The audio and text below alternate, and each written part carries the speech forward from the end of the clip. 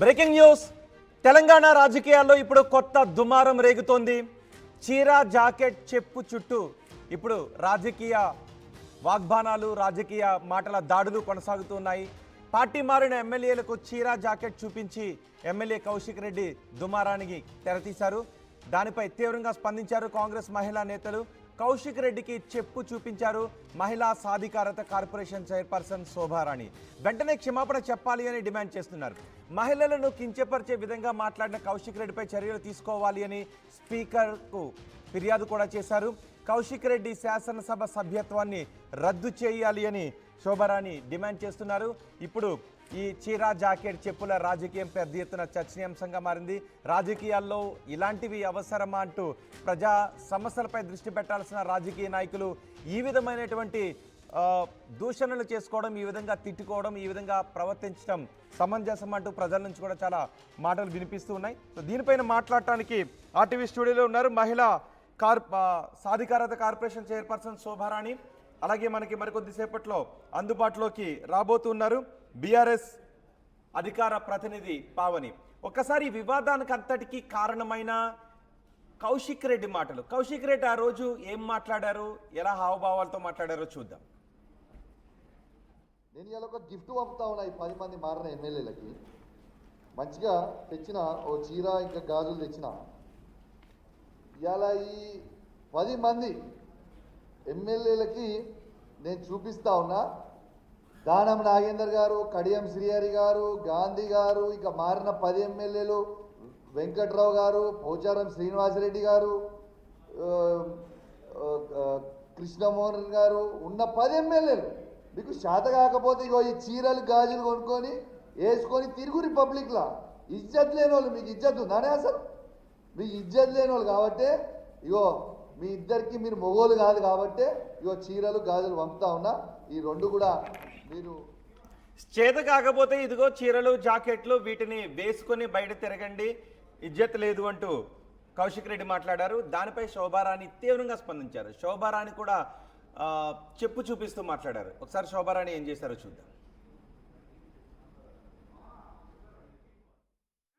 మేము కూడా నీకొకటి చూపించాలనుకుంటున్నాము. ఇంకొకసారి ఆడవాళ్ళను కించపరుస్తూ మాట్లాడితే ఇదే చెప్పుతోని చెప్పులు తీసుకోవాల్సి వస్తుంది. అందుకే మిస్టర్ కౌశిక్ రెడ్డి ఒళ్ళు దగ్గర పెట్టుకొని ఉండు.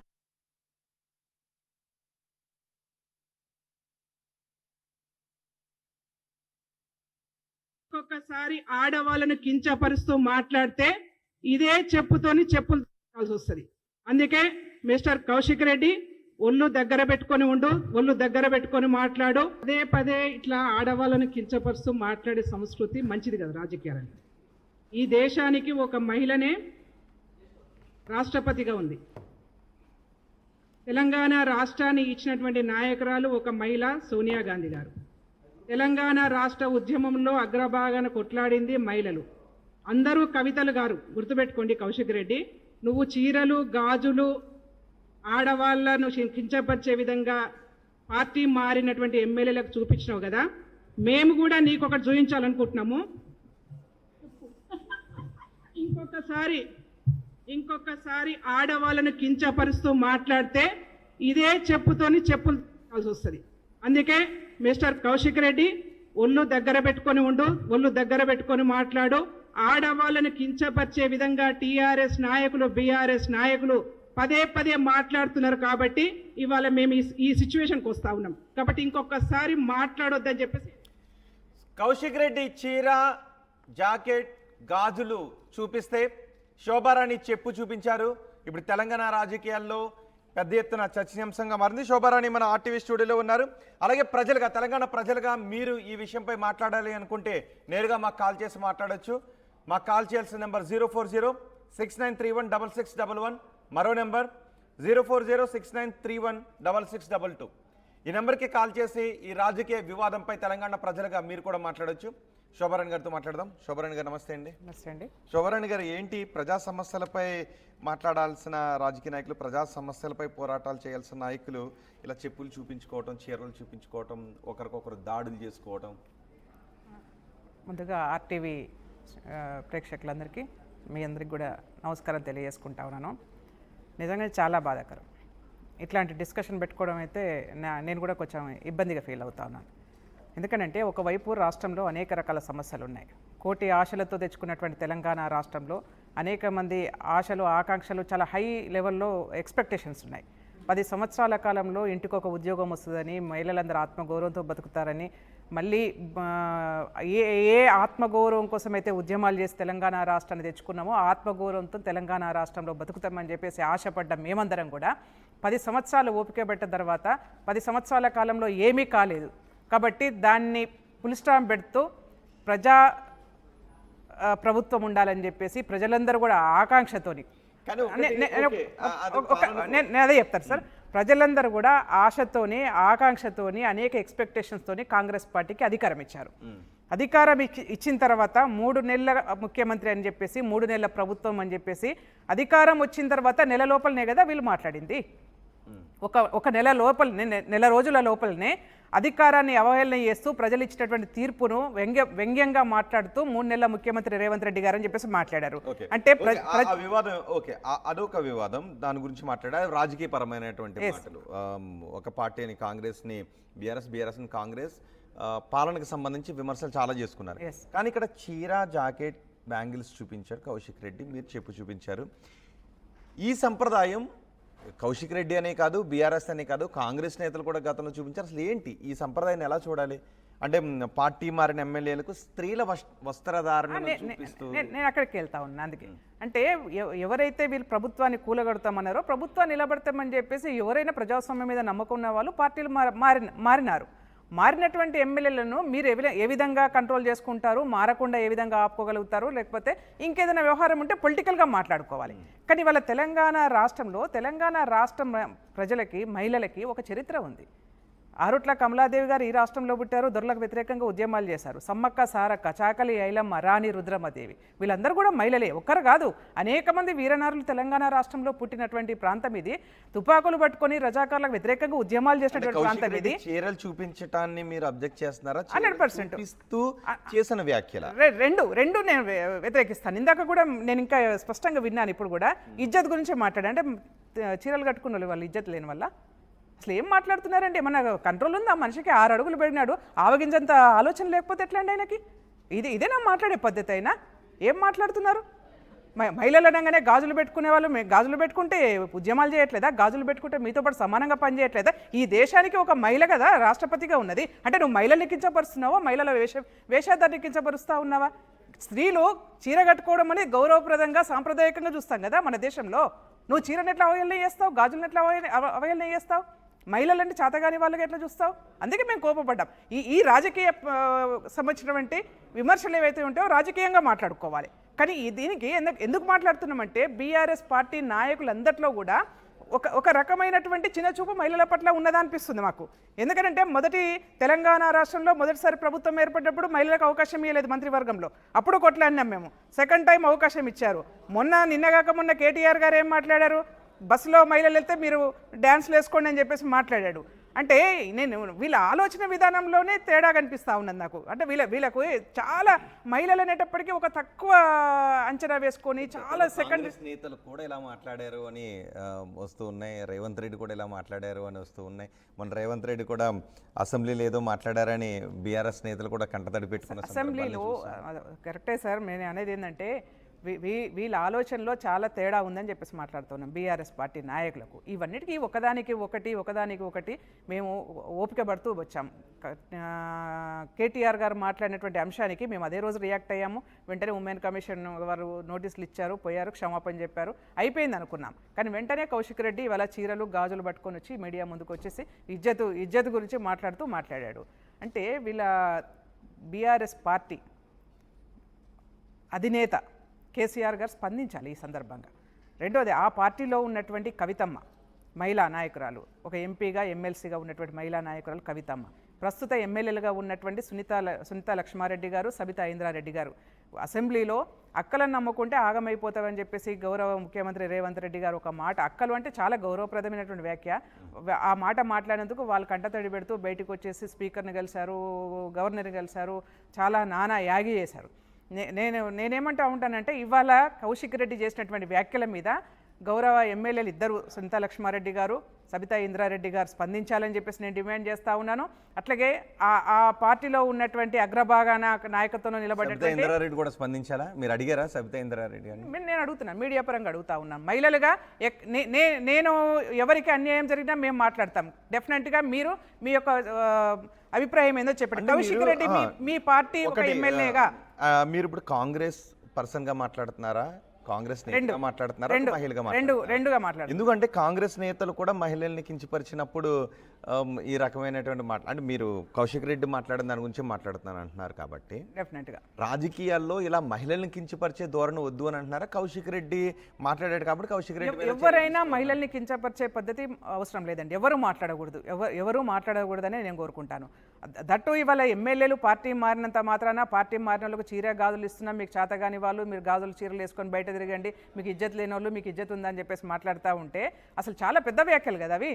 చాలా ఒక ఎమ్మెల్యే స్థాయిలో ఉండి రాజ్యాంగపరంగా మీరు ప్రమాణం చేసి అందరినీ సమానంగా చూస్తాము అని చెప్పేసి ప్రమాణం చేసినటువంటి మీరు ఒక శాసనసభలో ఉండి 10 మందికి ఆదర్శంగా ఉండవలసినటువంటి మీరు ఏం మెసేజ్ ఇవ్వబోతున్నారు బయటికి చెప్పండి? అంటే మహిళలంటే చాతగాని వాళ్ళ కింద లెక్క పెడతా ఉన్నారా? అసలు 33% మేము 50% రిజర్వేషన్స్ కోసం వచ్చి అన్ని అవసరమైతే ఈ రాష్ట్రంలో రేపు ముఖ్యమంత్రి అయ్యేదానికి అవకాశాలు కనిపిస్తాయి కదా ఇన్ ఫ్యూచర్లో ఈ రాష్ట్రంలో. ఎందుకు చీర జాకెట్ చూపించకుండా గాజులు చూపించకుండా వాళ్ళ ఎమ్మెల్యేలని తిట్టడంలో తప్పేం లేదంటారు? పార్టీ మారిన ఎమ్మెల్యేలని తిట్టిన తప్పేం లేదంటారా? నేను ఏదైనా మాట్లాడవచ్చు సార్, పొలిటికల్గా మాట్లాడండి. కానీ ఒక పర్సన్ని ఒక సాంప్రదాయకమైనటువంటి వస్త్రాధారణని మమ్మల్ని కించపరుస్తూ ఉంటే, మా వేషాధారని కించపరుస్తూ ఉంటే డెఫినెట్గా మేము స్పందిస్తాం కదా. అదే స్పందన నేను మహిళలందరూ కూడా అడుగుతా ఉన్నాను. కౌశిక్ రెడ్డి భార్య కూడా స్పందించాలి, కౌశిక్ రెడ్డి తల్లి కూడా స్పందించాలి, కౌశిక్ రెడ్డి బిడ్డ కూడా స్పందించాలి, ఆ పార్టీలో ఉన్నటువంటి ఎమ్మెల్యేలు స్పందించాలి, ఆ పార్టీలో ఉన్నటువంటి నాయకత్వంలో ఉన్నటువంటి వాళ్ళ భార్యలు కూడా స్పందించాలి. వాళ్ళ ఇళ్లలో ఉన్నటువంటి ప్రతి ఇంట్లో ఒక మహిళ ఉంది, ప్రతి ఇంట్లో ఒక తల్లి ఉంది, వాళ్ళు కూడా స్పందించాలని చెప్పేసి నేను కోరుతా ఉన్నాను. వీళ్ళు ఎమ్మెల్యేలుగా ఉన్నటువంటి వాళ్ళు ఈ విధంగా మాట్లాడడం ఎంతవరకు సబబు? అంటే ఏంటి, మహిళలకు క్షమాపణ చెప్పాలని కోరుకుంటున్నారా? డెఫినెట్గా కౌశిక్ రెడ్డి బహిరంగంగా క్షమాపణ చెప్పాలి. నేను చేసినటువంటి వ్యాఖ్యలు మహిళల్ని కించపరిచే విధంగా ఉంటే క్షమించండి అని చెప్పేసి బహిరంగంగా క్షమాపణ చెప్పాలి. ఇంకొకసారి ఇలాంటి పనులకు పూనుకోవద్దని చెప్పేసి కోరుతా ఉన్నాను. ఓకే, కానీ కౌశిక్ రెడ్డి మాట్లాడింది ఎమ్మెల్యేలు కాంగ్రెస్ పార్టీలోకి వెళ్ళిపోయిన దాని గురించి, ఫిరాయింపుల గురించి ఆయన మాట్లాడారు. అరకిపూడి గాంధీకి ఇద్దరికి కూడా పెద్ద ఎత్తున వాగ్వాదం జరిగింది. వీటన్నిటి నేపథ్యంలో మాట్లాడారు. సో దాన్ని సమర్థించవచ్చా? అంటే ఆయన కోపం పార్టీ మారిన ఎమ్మెల్యేల గురించి, అక్కడ వచ్చి అనాదిగా వస్తున్న అదొక దుస్సంప్రదాయంగానే మనం చెప్పుకోవాలి. మహిళ ఎవరికైనా చేత కాని వాళ్ళు అని చెప్పడానికి మహిళల వస్త్రధారణ చూపించడం నిజంగానే ఖండించవలసినటువంటి విషయం ఎవరు మాట్లాడినప్పటికీ కూడా. సో వాళ్ళ ఆవేదన కరెక్టేనా? నేను అంటానండి, పొలిటికల్గా 10 మాట్లాడుకో. నువ్వు పార్టీ మారినటువంటి ఎమ్మెల్యేల మీద పొలిటికల్ డిస్కషన్లో పొలిటికల్గా నువ్వు ఏదన్నా మాట్లాడుకో, దానిలో తప్పులేదు. కానీ మహిళల్ని తీసుకొచ్చావు చూసినావా, మహిళా వేషాధారని తీసుకొచ్చావు, మహిళల్ని చాతగాని వాళ్ళగా. ఒకసారి కేటీఆర్ మాట్లాడుతున్నారు కౌశిక్ రెడ్డిని కౌశిక్ రెడ్డితో మాట్లాడిన తర్వాత ఆయన ఏం మాట్లాడుతున్నారు చూద్దాం. తీర్పును గౌరవించినట్టయింది. అదే క్రమంలో ఎప్పుడైతే ఈ ముగ్గురు మీద తీర్పు వచ్చిందో ఆ రోజు కౌశిక్ రెడ్డి గారు మాట్లాడినారు. ఏమన్నారు కౌశిక్ రెడ్డి గారు? దమ్ముంటే రాజీనామా చేయండి, ప్రజాక్షేత్రంలోకి రండి, ప్రజాస్వామ్యం మీద నమ్మకం ఉంటే ముఖ్యమంత్రి రాహుల్ గాంధీ దమ్ముంటే రాండ్రి, ఈ 10 మందితో రాజీనామాలు చేపియండి, మీరు వెంటనే ప్రజాక్షేత్రంలో ఎవరి బలం ఏందో తేల్చుకుందామని అన్నాడు. ఈ మాట ఆ రోజు కౌశిక్ రెడ్డి ప్రెస్ మీట్ పెట్టినప్పుడు ఒక్కసారి నేను మీకు గుర్తు చేస్తా ఉన్నా. కౌశిక్ రెడ్డి గారు మొన్న హైకోర్టు తీర్పు తర్వాత మాట్లాడాడు. కానీ ఆనాడు రేవంత్ రెడ్డి గారు ఆ రోజు ప్రతిపక్షంలో ఉన్నప్పుడు, పిసిసి అధ్యక్షుడు ఉన్నప్పుడు పార్టీ మారిన ఎమ్మెల్యేల మీద ఏం మాట్లాడిండో ఒకసారి గుర్తు తెచ్చుకోమని అని చెప్పింది రేవంత్ రెడ్డి. పార్టీ ఫిరాయించిన ఎమ్మెల్యేలను రాళ్లతోని కొట్టి చంపమన్నాడు, సావు డప్పు కొట్టిపిస్తా అన్నాడు. పార్టీ ఫిరాయించిన ఎమ్మెల్యేలను ఉరిదీయాలే అని మాట్లాడినాడు రేవంత్ రెడ్డి. మరి ఆయన మాట్లాడిన మాటల ముందు మా పార్టీ తరఫున మాట్లాడిన నాయకులు ఎవరు కూడా ఆయన మాట్లాడినంత అసహ్యంగా, అంత చండాలంగా ఎవరు కూడా మాట్లాడలేదు. సరే, పార్టీ మారినరా లేదా అనే చర్చ ఒకవైపు జరుగుతూనే ఉంటే, ఇంకోవైపు చాలా దారుణంగా స్పీకర్ కార్యాలయం నుంచి ఏ రోజైతే హైకోర్టు తీర్పు వచ్చిందో పార్టీ ఫిరాయింపుల మీద, అదే రోజు సభా సాంప్రదాయాలన్నింటినీ తుంగలో దొక్కుతూ పార్టీ మారినా అని బాహాటంగా ప్రకటించిన శేర్లింగంపల్లి ఎమ్మెల్యే ఆరికపూడి గాంధీని పిఏసీ చైర్మన్ గా నియమిస్తూ మరి ఒక తీర్పు కాదు, ఒక ఆర్డర్ స్పీకర్ కార్యాలయం నుంచి అసెంబ్లీ సెక్రటరియట్ నుంచి వచ్చింది. దాని తర్వాత సహజంగానే హైకోర్టును బేఖాతరు చేస్తూ సుప్రీంకోర్టు తీర్పును బేఖాతరు చేస్తూ రాజ్యాంగ విలువలకు, అసెంబ్లీ సాంప్రదాయాలకు, పార్లమెంటరీ పద్ధతులకు అన్నిటికీ తిలోదకాలిస్తూ ఇదేం పద్ధతి, అసలు ఆయన ఏ పార్టీలో ఉన్నాడు అని మా వాళ్ళు అడిగినారు. అయితే ఎంత విచిత్రమైన పరిస్థితి అంటే ఈరోజు రాష్ట్రంలో, మొన్ననేమో నేను మారిన పార్టీ కాంగ్రెస్ పార్టీ విధానాలు నచ్చి మారినా అని చెప్పిన ఎమ్మెల్యే నిన్న మొన్నటి నుంచి నేను బీఆర్ఎస్ పార్టీలోనే ఉన్నా, నేను ఎక్కడికి పోలే, 10 మంది ఇక మాకు తప్పది పదవి గండం పోయితుంది మా పదవి అని చెప్పి కొత్త రాగం ఎత్తుకున్నారు. దాన్ని మా సోదరుడు ప్రశ్నిస్తే ఆయన ఇంటి మీదకి పోలీస్ ఎస్కార్ట్ పెట్టి డీసీపీలు, అడిషనల్ డీసీపీలు, ఏసీపీలు, సిఐలు ఒక గేటెడ్ కమ్యూనిటీ లోపలికి ఒక 50-100 మంది గూండాగాలు చొచ్చుకొని వచ్చి ఇవాళ ఒక ఎమ్మెల్యే ఇంటి మీద దాడి చేసే పరిస్థితి ఇప్పుడే మేము చూసినాం. ఎమ్మెల్యే గారి ఇంటి మీద దాడి చేయడమే కాదు, వారి ఇంట్లో ఉండే పెద్దలు, వారి తల్లిదండ్రులు వచ్చినప్పుడు కానీ లేదా వారి మామగారు వచ్చినప్పుడు కానీ ఉండే రూమ్, ఆ రూమ్ మీద మొత్తం అద్దాలు బలగొట్టింది.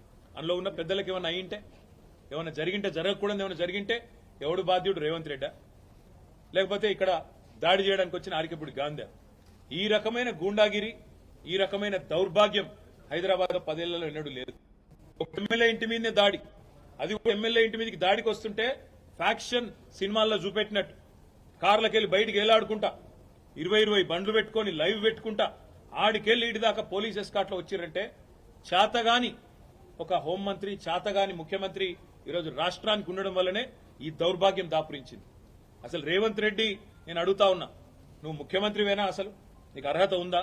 ఇవాళ హైదరాబాద్ లో నడి వీధిలో ఈ రకమైన గూండాగిరి చేస్తే రేపు జరగకూడదు ఏమైనా జరిగితే ఎవడు బాధ్యుడు? నువ్వా, నీ ప్రభుత్వమా, నీ డీజీపా? ఎవరు తీసుకుంటారని నేను అడుగుతా ఉన్నా. ఇంత దుర్మార్గమా? నీకు కనీసం హైదరాబాద్ లో లా అండ్ ఆర్డర్ కంట్రోల్ చేసే ముఖం లేదు. పేపర్లు రాస్తున్నాయి, మన ఆంధ్రజ్యోతి రాసింది 30 రోజుల్లో 28 మర్డర్లు. ఈనాడు రాస్తుంది ఈ నగరానికి ఏమైంది అని. అదేమి చేతగాదు చేసేది. హోంమంత్రి ఉన్నడో లేడో ఎవరికి తెలియదు, ముఖ్యమంత్రి ఎక్కడున్నాడో ఎవరికి తెలియదు. ఢిల్లీకి ఎక్కే విమానం దిగే విమానం అన్నట్టు 22 సార్లు ఎక్కడు దిగుడు తప్ప పీకిందేమీ లేదు. కనీసం హైదరాబాద్ లో శాంతి భద్రతలను కంట్రోల్ చేయలేని దౌర్భాగ్యపు ముఖ్యమంత్రి ఇవాళ ఒక ఎమ్మెల్యే ఇంటి మీదకి మాత్రం గూండాలను పోలీసులు ఎస్కాటించి పంపిన ఒక దౌర్భాగ్యపు చరిత్రహీన ముఖ్యమంత్రిగా రేవంత్ రెడ్డి మిగిలిపోతాడు. నేను అడుగుతా ఉన్నా మా కౌశిక్ రెడ్డి అడిగిన ప్రశ్ననే, ఏ పార్టీలో ఉన్నావు గాంధీ? అసలు మీ 10 మంది ఎమ్మెల్యేలు ఎవడైతే పార్టీ మారినరో, ఎవరి ఇంటింటికైతే పోయి ముఖ్యమంత్రి అనేటోడు కండువా కప్పిండో, ఫస్ట్ మీరు ఏ పార్టీలో ఉన్నారో చెప్పండి. మీకు ఇప్పటికే స్పీకర్ దగ్గర పిటిషన్లు ఉన్నాయి 10. స్పీకర్ గారు కూడా తేల్చాలా. ఇవన్నీ కాదు, ఇవేమీ లేదు, మేము రైతు రుణమాఫీ మీద అడిగితే, లేదా వరద బాధితుల తరఫున ప్రశ్నిస్తే, లేదా రైతు బంధు ఎప్పుడేస్తావని అడిగితే, మహిళా సోదరిమణులకు 2500 ఎప్పుడు ఇస్తావని అడిగితే, లేదా పెన్షన్లు ఎప్పుడు పెంచుతావని అడిగితే, 100 రోజుల్లో గ్యారంటీలు అమలు చేస్తా అన్న సన్నాసి ఎక్కడ తెచ్చిండు ముఖ్యమంత్రి అని అడిగితే తట్టుకోలేక హెడ్లైన్ మేనేజ్మెంట్ కోసం, అటెన్షన్ డైవర్షన్ కోసం ఒక దిక్కు హైడ్రా అని హైడ్రామా, ఇంకో దిక్కు ఈ రకంగా ఎమ్మెల్యేల ఇంటి మీదకే గూండాలను పంపడం అంటే దీనికంటే సిగ్గుచేటు ఇంకొకటి ఉండదు. తప్పకుండా నేను రేవంత్ రెడ్డిని అంటా ఉన్నా, చరిత్రలో నీలాంటి పనికిమాలిన ముఖ్యమంత్రులు, నీలాంటి తలమాసిన ముఖ్యమంత్రులు మస్తుగా వచ్చిండ్రు, మస్తుగా పోయినారు. పెద్ద పెద్దోళ్లతోనూ కొట్లాడినాం, చంద్రబాబుతో కొట్లాడినాం, రాజశేఖర రెడ్డితో కొట్లాడినాం, కిరణ్ కుమార్ రెడ్డితోని, రోషయ్య గారితో ఎంతో మందితో తలపడ్డాం. నువ్వు వాళ్ళందరికంటే కూడా చాలా చిన్నోడు, చిట్టినాయుడు, నువ్వు చాలా చిన్నోడవు. నేను మా దగ్గర మా భాషలో చెప్పాలంటే హైదరాబాద్ లో బుల్లబ్బాయి అంటారు నీలాంటి వాళ్ళు. ఇలాంటి బుల్లబ్బాయిలు, చిట్టినాయుళ్ళు చాలా మందిని చూసినాం. ఏం ఫరక్ పడేది కూడా ఏం లేదు, ఏం ఇంటికి కూడా వీకలేవు. కానీ ఏదో పైశాచిక ఆనందం, 4 రోజులు ముఖ్యమంత్రి పదవిలో కూర్చున్నా, నేనేందో పెద్దోడిని అయిపోయినా అనేదో ఎగిరెగిరి పడతా ఉన్నావు. రేవంత్ రెడ్డి గారు అధికారం ఎవరికి శాశ్వతం కాదు. నువ్వు ఒక దుష్ట సాంప్రదాయానికి తెరలేపుతా ఉన్నావు. ఇది తప్పకుండా నిన్ను దహిస్తుంది, నిన్ను వెంటాడుతుంది. రేపు నువ్వు పదవిలోకి వెళ్ళి దిగిపోయినాక తప్పకుండా నువ్వు ఈరోజు ఏదైతే దుష్ట సాంప్రదాయాలు నెలకొల్పుతున్నావో ఇవన్నీ నీకే చుట్టుకుంటాయనే మాట కూడా నేను వారిని హెచ్చరిస్తా ఉన్నా. తప్పకుండా ఈ 10 మంది మీద వేటు వేయాల్సిందే. అదేవిధంగా కౌశిక్ రెడ్డి గారి ఇంటి దాకా గూండాలను తీసుకొచ్చిన పోలీసులు ఎవరైతున్నారో వాళ్ళని కూడా వదిలిపెట్టాం. తప్పకుండా అవసరమైతే కోర్టు ద్వారా పోరాడతాం, అవసరమైతే న్యాయపరమైన ప్రయత్నము చేస్తాం. డీజీపీ గారు కనుక స్పందించి ఇక్కడ ఏసీపీ, సిఐ ఖచ్చితంగా 10 మంది మీద పైన వేటు పడాలి, పార్టీ మారిన 10 మంది ఎమ్మెల్యేల పైన. అలాగే కౌశిక్ రెడ్డి ఇంటిపైన దాడి చేసిన వారిపైన కఠినంగా శిక్షించాలి చట్ట ప్రకారం అని చెప్తున్నారు కేటీఆర్. కేటీఆర్ వ్యాఖ్యలు మీరు ఎలా చూస్తారు? ఇప్పుడు కేటీఆర్ గారు మాట్లాడుతున్నారు, ఓ వారం రోజులు అమెరికాలో ఉండొచ్చినట్టుండి మళ్ళీ మీడియాలో నిన్న మొన్నదాకా భావవంతుల మధ్య కొంచెం పోటీ ఉంది, మీడియా పోటీ. కాబట్టి నిన్న ఆటలో అరటిపండులాగా హరీష్ రావు వచ్చిండు, ఫెయిల్ అయిపోయిండు. ఇవాళ కేటీఆర్ వచ్చిండు, మీడియా ముందుకు ఏదో మాట్లాడే ప్రయత్నం చేస్తూ ఉన్నాడు. కానీ ఇంకా వాళ్ళ అహంకారం తగ్గలేదండి. ఆ మాట్లాడుతుంటే ఆ భాష చూసారా ఏం మాట్లాడుతున్నారు వాళ్ళు? అసలు తెలంగాణ రాష్ట్రంలో వాళ్ళకన్నా పెద్ద వాళ్ళు ఎవరు లేరన్నట్టుగా ఈ ఒక ప్రజలు ఇచ్చినటువంటి తీర్పును గౌరవించే సంస్కృతి సాంప్రదాయం వీళ్ళకి లేదు.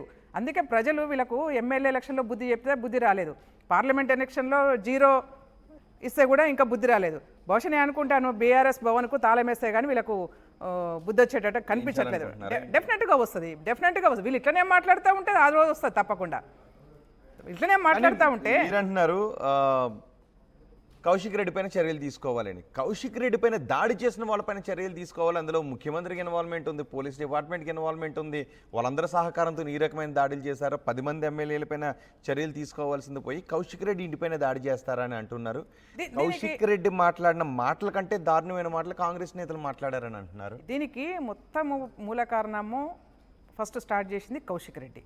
ఆయన ఎవరండి గాంధీ ఇంటికి పోయటానికి? ఆయనకేం హక్కు ఉంది? ఆ పార్టీ అధినేత, ఆయన ఒక ఎమ్మెల్యే. ఆ పార్టీలో గెలిచినటువంటి బీఆర్ఎస్ పార్టీలో గెలిచినటువంటి ఏకైక ఎమ్మెల్యే ఆయన. పార్టీలో గెలిచిన ఏకైక ఎమ్మెల్యే. ఒక ఎమ్మెల్యే. దానికి పార్టీలో ఆయనకున్నటువంటి ఏముంటది చెప్పండి? ఆ పార్టీలో ఏదన్నా మాట్లాడితే కేసీఆర్ మాట్లాడాలి. అరకిపూడి గాంధీ ఏ పార్టీ ఎమ్మెల్యే?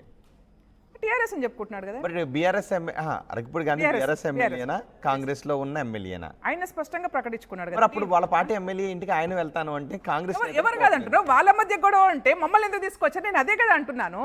వాళ్ళ మధ్యలో గొడవలు ఉంటే మా మహిళలను ఎందుకు కించపరుస్తూ ఉన్నారు? మమ్మల్ని ఎందుకు అవమానపరుస్తూ ఉన్నారు? మా డ్రెస్సింగ్ మీద ఎందుకు కామెంట్ చేస్తూ ఉన్నారు? మా గాజుల మీద ఎందుకు కామెంట్ చేస్తారు? అసలు నా బాధ అంతా అదే కదా. మీ మధ్య గొడవలు ఉంటే మీరు మాట్లాడుకోండి, పొలిటికల్ గా మాట్లాడుకోండి.